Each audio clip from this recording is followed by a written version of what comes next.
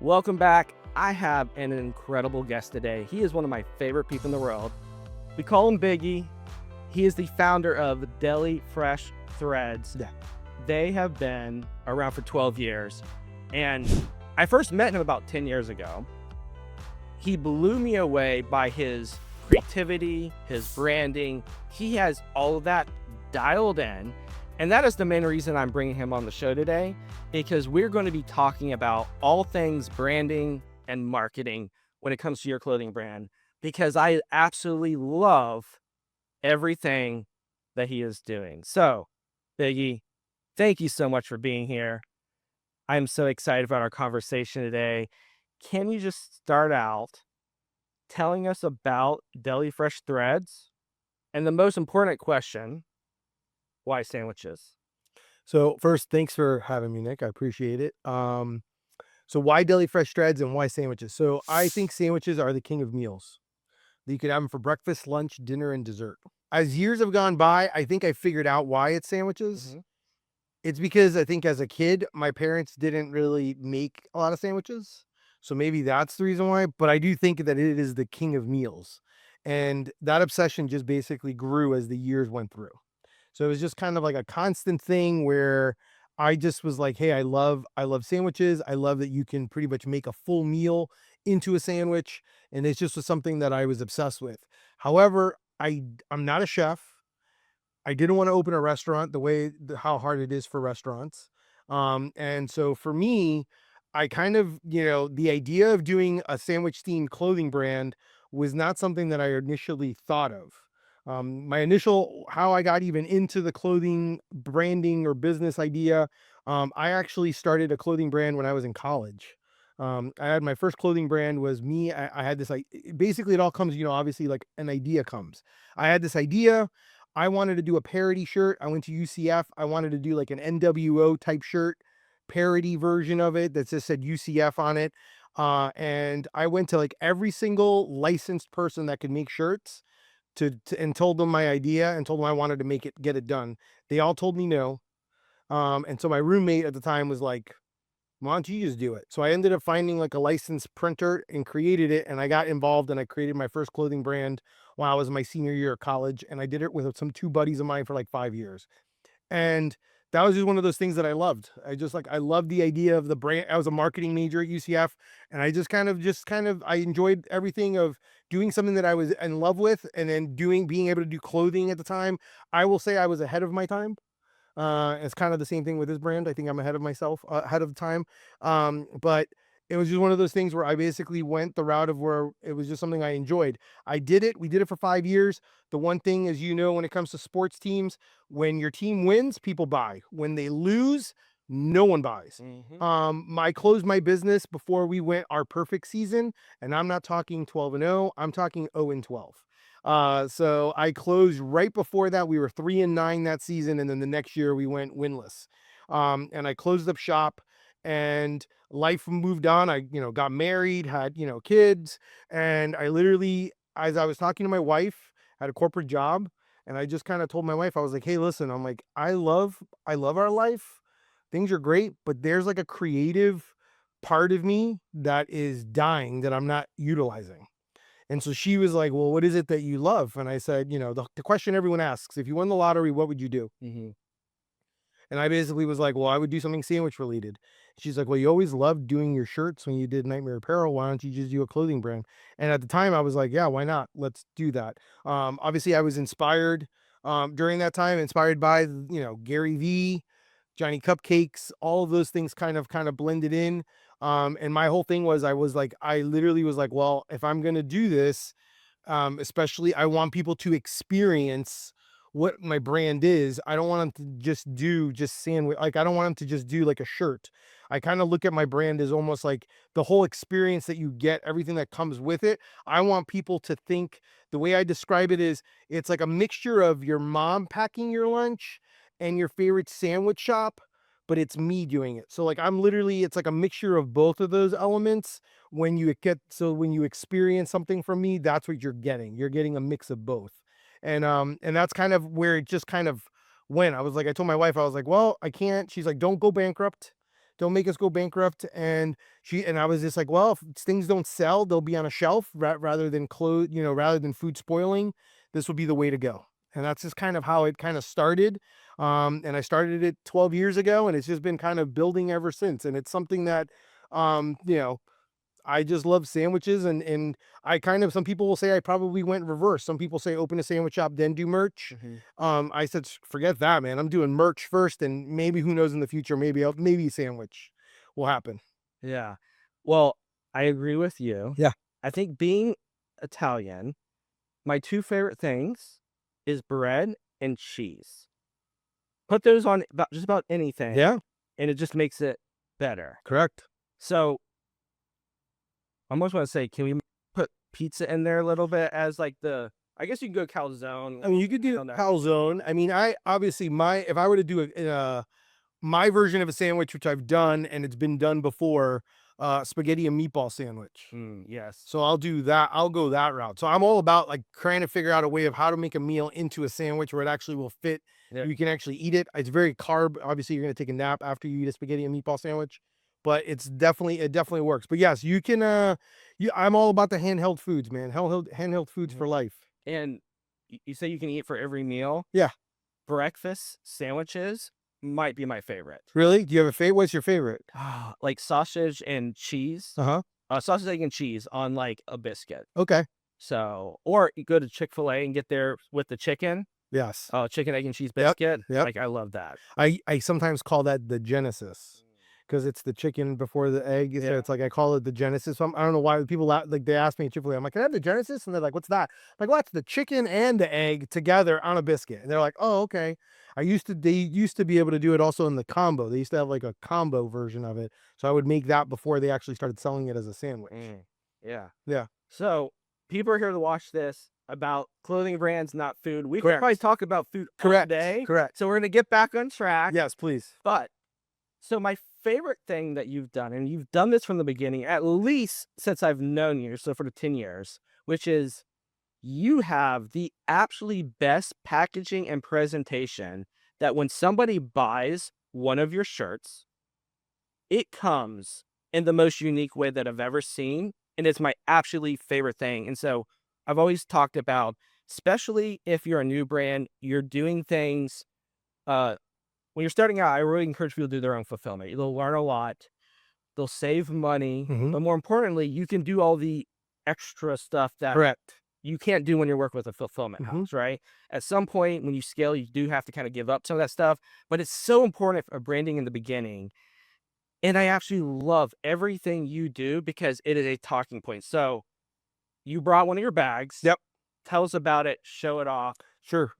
So my big thing was, my whole thing, like I said, the king of meals. I wanted to showcase like the sandwich. And so the idea behind my branding was, I was trying to think of, and it's something that I've done since the very beginning. I was trying to think of like, what is a low cost thing that I can do that provides something to my customer when they get it, that experience something. And so for me, my big thing was, well, it's very easy to buy like a stamp, and be able to stamp your own things. And so my theory was, as I started thinking, I was like, okay, what is it that you expect when you go to a sandwich shop? What do you do? Like, I just trying to like really dial into my niche of what it is. My big thing was obviously brown paper bag is a big one. The other big thing, which obviously is not handwritten because this is like a display, but I use like a guest check, which I hand write a note for each customer. I also like will write their name here. So like when they order something from me online or on pop-ups, I'll be like Nick, and then I'll put enjoy Biggie on it. So it's like written from it. So it almost looks like that. And then just kind of will open this up so you can kind of see what to expect when you order something from me. So what I do is, there's little everything. So like there'll be a napkin. There also will be whatchamacallit. I usually will do like a little snack bag, usually has like a pin and a sticker on it. And then the shirts, this is one of my favorite things I like to do, is depending on what the sandwich is how the shirt is folded. So like if you order like a sub, or let's say like a something like to that effect, or like a cheesesteak, it'll look something like this. So and it's something very simple. I mean, basically I'm using sandwich wrap. I'm using some Scotch tape or masking tape, and I'm using a sticker to kind of be able to do that. And then the general basis is really pretty much square. So it looks like that. And then usually what I'll do is I'll write on here what it is. So that's how I keep it, because everything in my shop is pretty much set up like with cubbies, and I fold everything like this. And that's how everything is done. And I usually will write the name of what it is, the shirt and the size of it, and kind of do it that way. It's something very, very simple. There's also a napkin. I actually did not bring the napkin so you can see it, but I pretty much used the same stamp, grabbed the cheap blank napkin, and literally stamped it to make it look like I packed you a lunch. And that's kind of how I wanted to go with. I wanted it to look and feel that way. Even when you get it in an order in a box, it comes wrapped like this. So like obviously when you pull it out, you're actually pulling a bag out of a box. Or when I do pop-ups, all the pop-ups, everyone gets a bag, basically a bagged lunch from me. And the key point here is that this is not expensive. No, You are providing a an experience to customers that buy it correct. without spending a lot of money. It's fun, it's on brand. This is the type of stuff that will set you apart from the competition. And so with that, how important is it when it comes to like developing a clear brand personality Mhm. that's going to help set you apart from other like clothing brands? So for me in the very beginning, when I started, like I had the idea, but it took me almost, I want to say maybe 7 months to like maybe almost a year to actually come up with everything. And that was because I looked at everything from what is my packaging going to look like?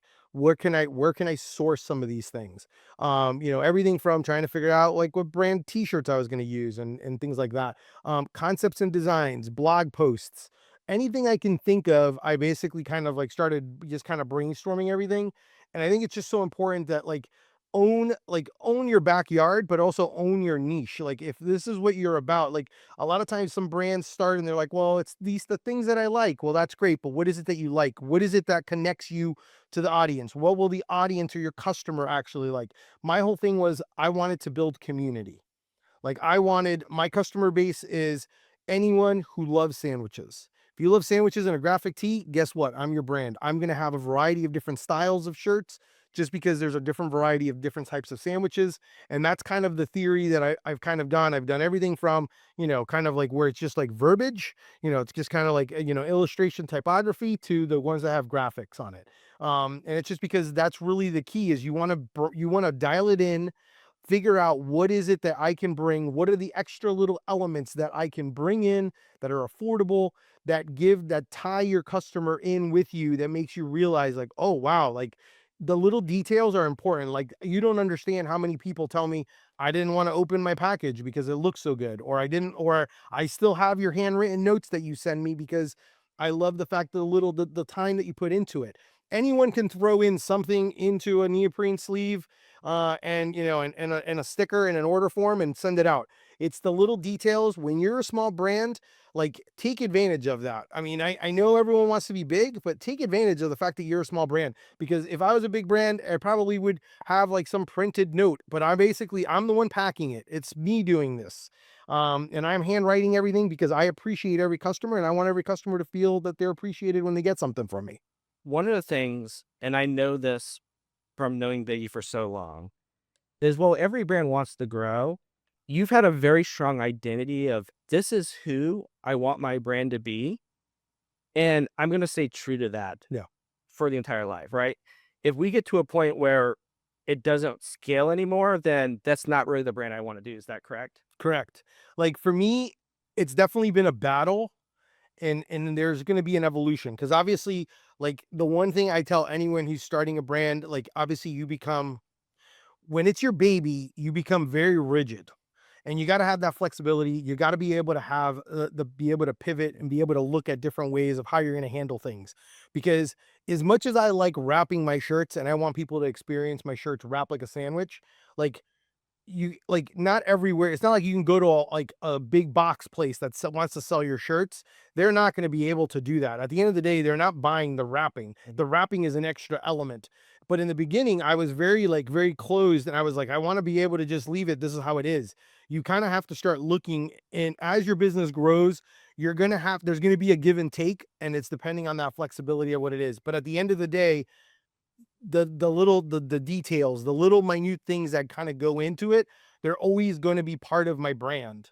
It's just that as you grow, sometimes you do have to kind of let go of some things because that's just kind of the growing pains of growth when it comes to a brand being in success. What type of marketing have you found that's given you the most amount of growth for your brand? And what do you think has been, or why do you think it's been so effective? First thing, like obviously we live in a world where the everyone has a website. Everyone's got social. For me, what's I think been very successful and what's given me the growth and the buildup is I basically wanted to own my own backyard. Like obviously, yes, social very important. Instagram, that's how people see it. That's like food, just like food porn. Everyone wants to see your designs and see all your stuff. But like being out in like doing being able to do pop-ups, being able to do like in the very beginning when I started, my whole thing was like I wanted to figure out before COVID and all that stuff. I was doing everything from I was doing sandwich eat ups. So I was actually doing like meetups that were sandwich eat ups because people would come to me and go, "Hey, where's like where can I get your sandwich?" And I'm like, "Well, I don't have a sandwich." At the time I said that. I have sandwiches now. But like I was like, "I don't have a sandwich." And they're like, "Why don't you come eat with me?" So then I would literally do events to help support other small businesses. I partnered with small businesses. So I partnered with restaurants. They promoted me, I promoted them. It's that whole relationship and collaboration. People then started noticing that I wasn't that they started noticing that I was really about the sandwich and just building that community. It wasn't about me trying to sell my stuff to them. It was about me trying to build something. And I think that's one aspect of it.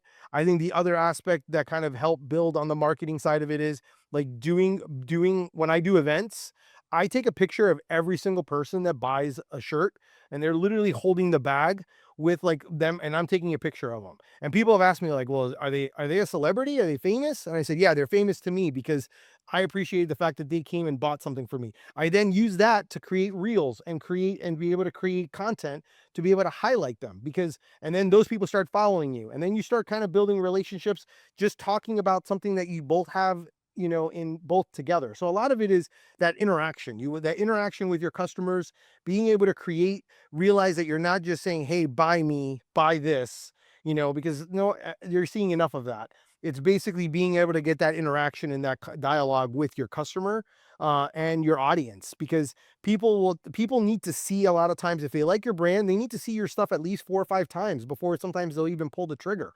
So a lot of times when I did these pop-ups or when I would do sandwich eat up events, some of these people never bought anything for a while. And then all of a sudden they're like, "Oh, well, I want to buy this. Oh, I like this shirt or I like this idea or whatever."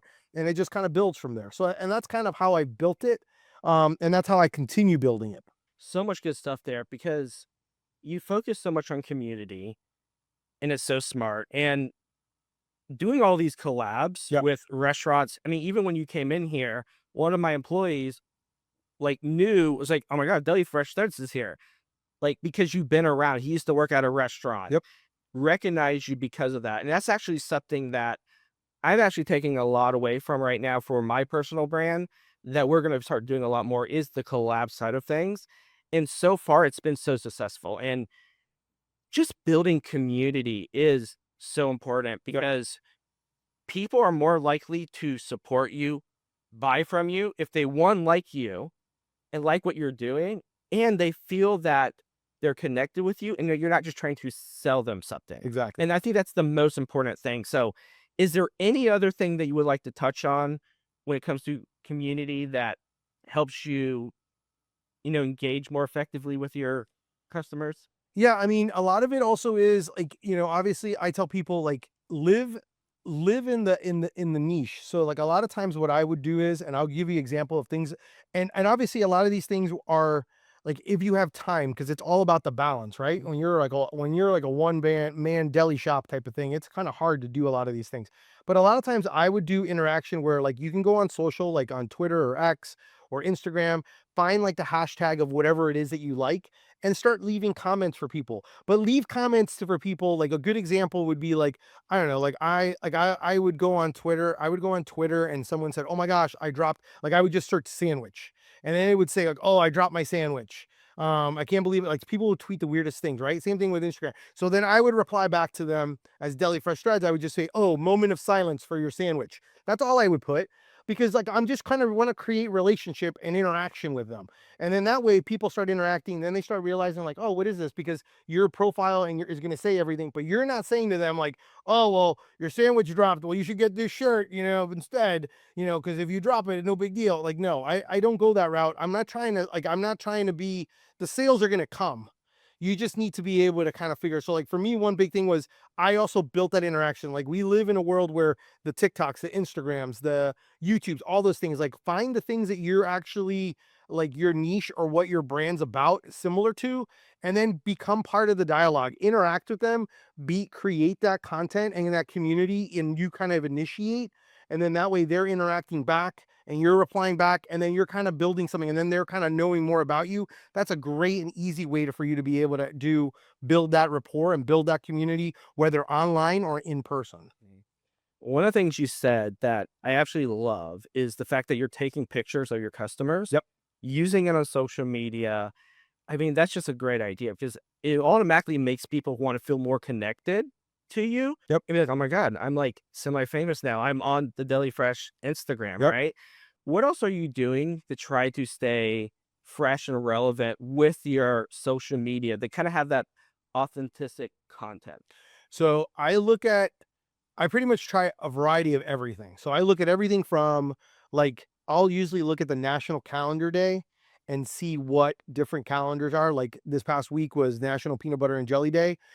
That's something like that gives you a topic to be able to do. It gives you a chance to be able to showcase some of your products, maybe also talk, maybe give sandwich facts.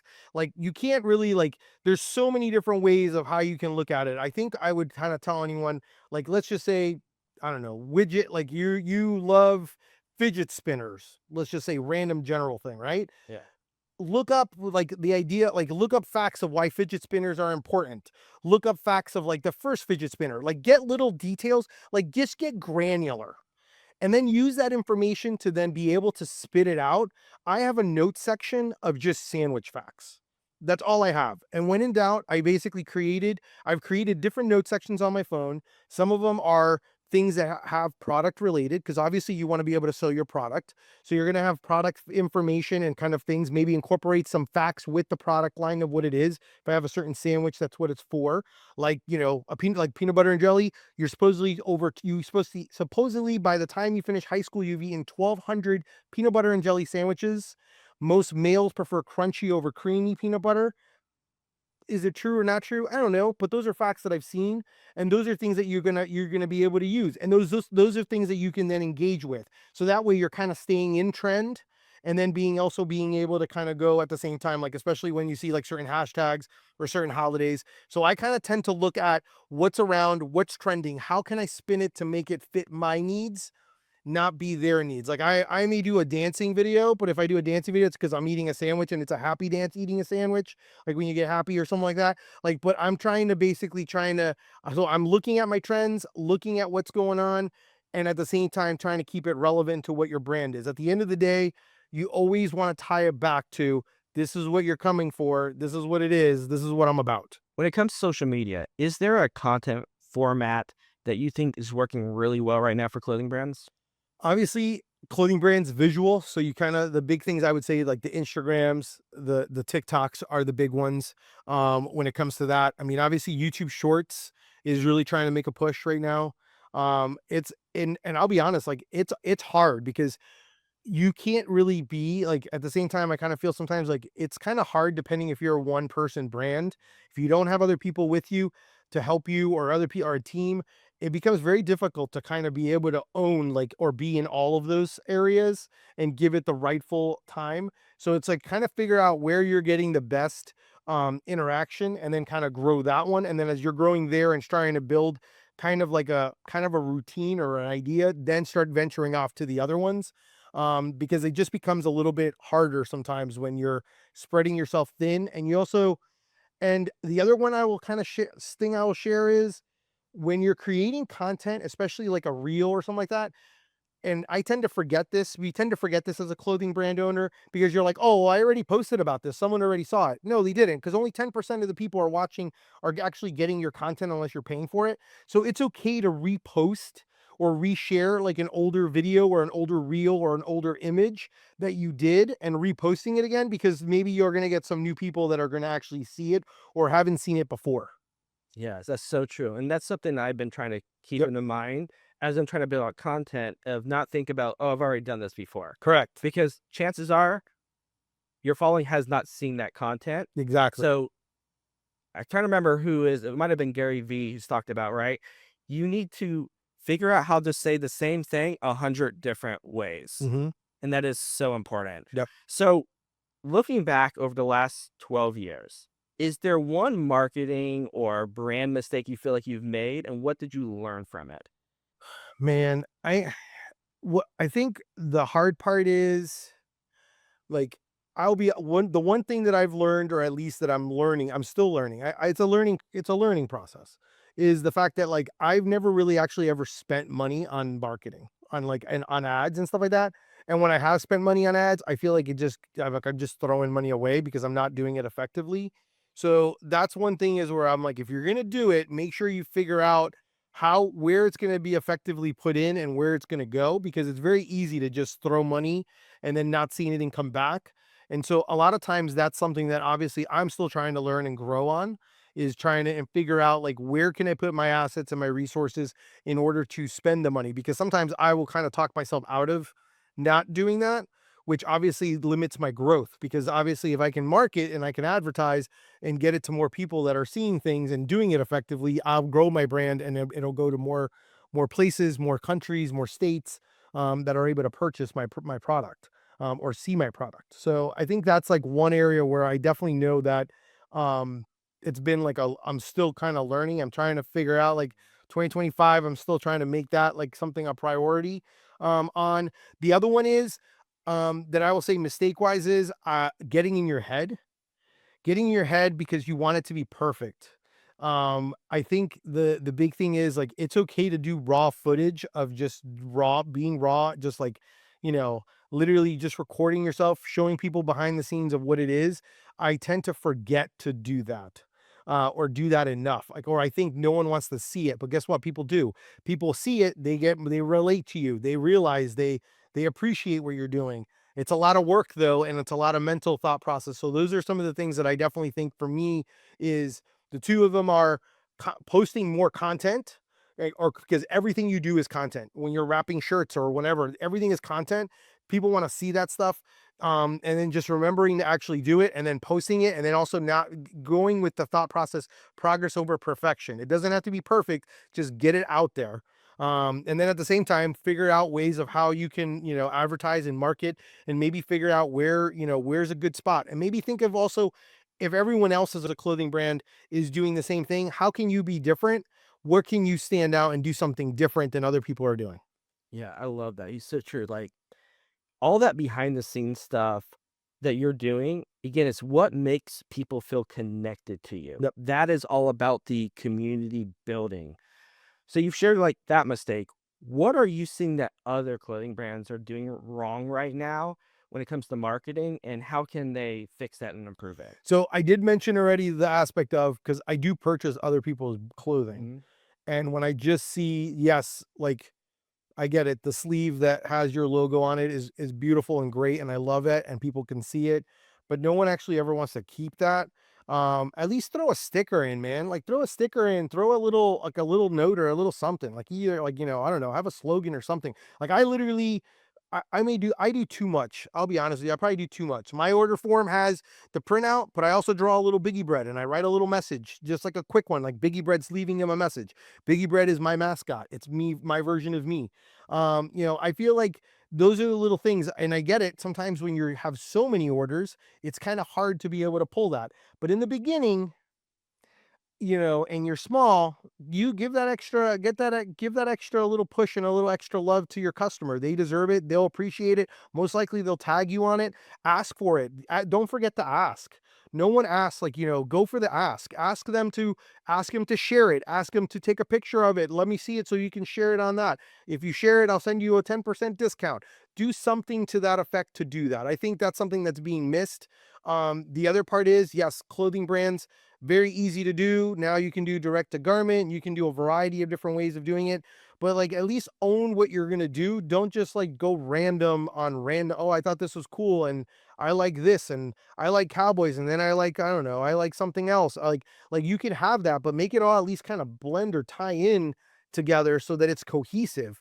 Because you can have all these different likes, but blend it in because you know I just think that sometimes that gets kind of lost. I'm not saying like you have to be like, I only do this, but at least like make it live within the universe that you are. Like I do everything in a sandwich universe. My accessories are sandwich themed. Everything is like everything goes back to, at the end of the day, everything goes back to, oh, Deli Fresh Threads, sandwiches. Everything goes back to that. So as we wrap this up, Yeah.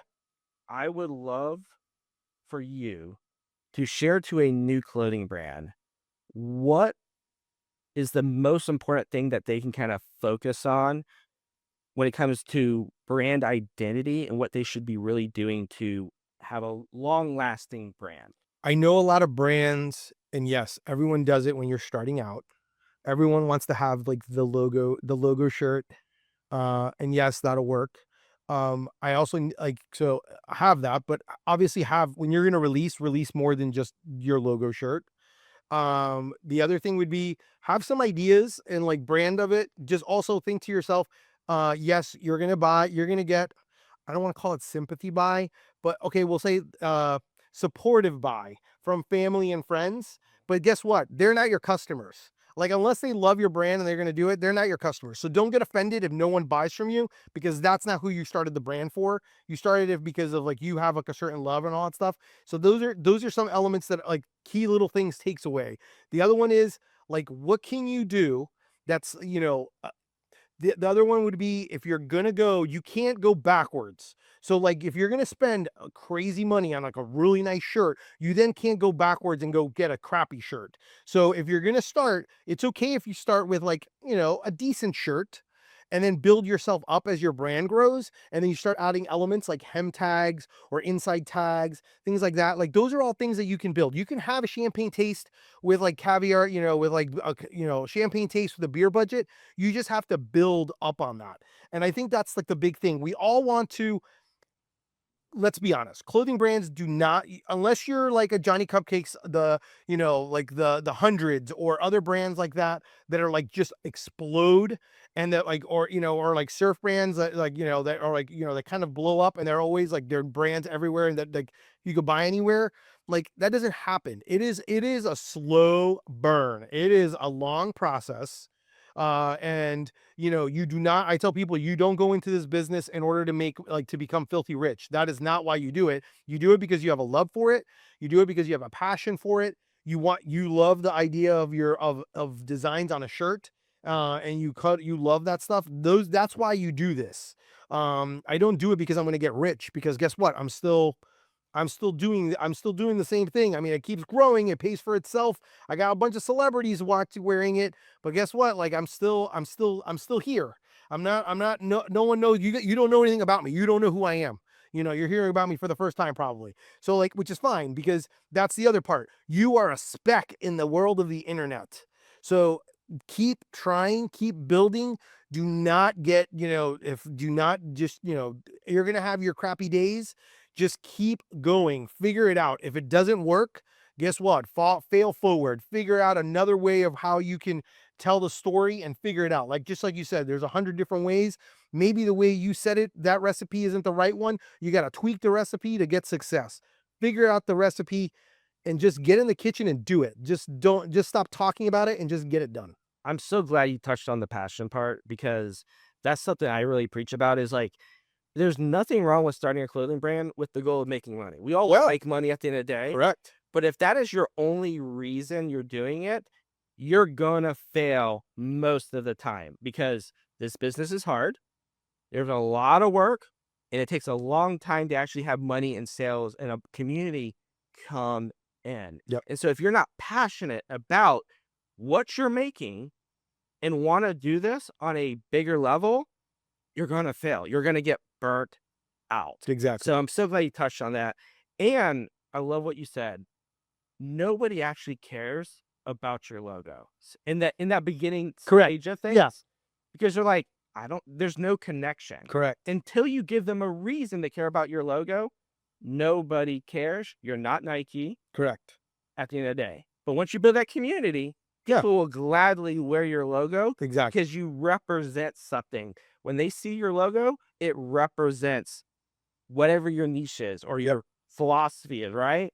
Nike. People see Nike, they understand what it is. Nobody cares about your logo at the beginning stage. Yep. And it's okay. And it's okay to have like your first release. Like you don't have to go, all in and be like, I'm dropping 7 shirts on my first release, because guess what? Like if those flop, like, and it's okay to go start small, like figure out with your printer or whoever you're working with, like, how can I go lower numbers initially in order to kind of build. It's okay to make it a build. And then as you grow, you're going to get your numbers and more people see it. And then figure out ways of how you can either like, you'll figure out marketing ideas of who am I going to give this out to? Who are some folks that you can, influencers that maybe that you have, or you interact with people that are micro influencers. They could, you can have the micro influencers are great too. Like I love people. I love anyone who's a foodie, like that I interact with, and like, and sometimes there may be someone that doesn't have that huge of a following, but I just love what they're doing, and then you're like, hey, I want to give you, I want to send you something because I just love what you're doing. Like you kind of work that. I mean, there's so many different angles, and you just don't know. And that's the other thing I would say. You don't know because you're starting out, right? So you're starting out and you're a small brand. You don't know if that micro influencer is going to blow up and be in like, so you got to treat everyone the same exact way. Like you treat them all like, hey, I love all of you. Like I want success for all of you. And because you just never know at the end who's going to blow up and then who actually was with you from the beginning and was like, man, I love them. And then they're telling everybody and their mother about you. And then all of a sudden now you got like all these, like in my world, I had all these like Food Network people that knew my stuff and are wearing my stuff. I'm like, you just never know. You just never know who you're going to interact with and how you're interacting. Biggie, you seriously are one of my favorite people to talk Thanks, to. man. I appreciate it. Because again, everything you say, I agree. You have so much knowledge and experience. I hope you guys got as much out of this. I mean, I'm always learning something every time I talk to him. So, Biggie, thank you so much for doing this. I love what you're doing. Keep going. Thank you. Thank you. Thanks for having me, and thanks for what you're doing. I think this is a great resource. I think I'm glad you're back online and sharing this. I think a lot of people, especially your customers and other people, just will get a lot out of it. So thank you so much for having me. For sure. Thank you, Biggie. Thanks, man.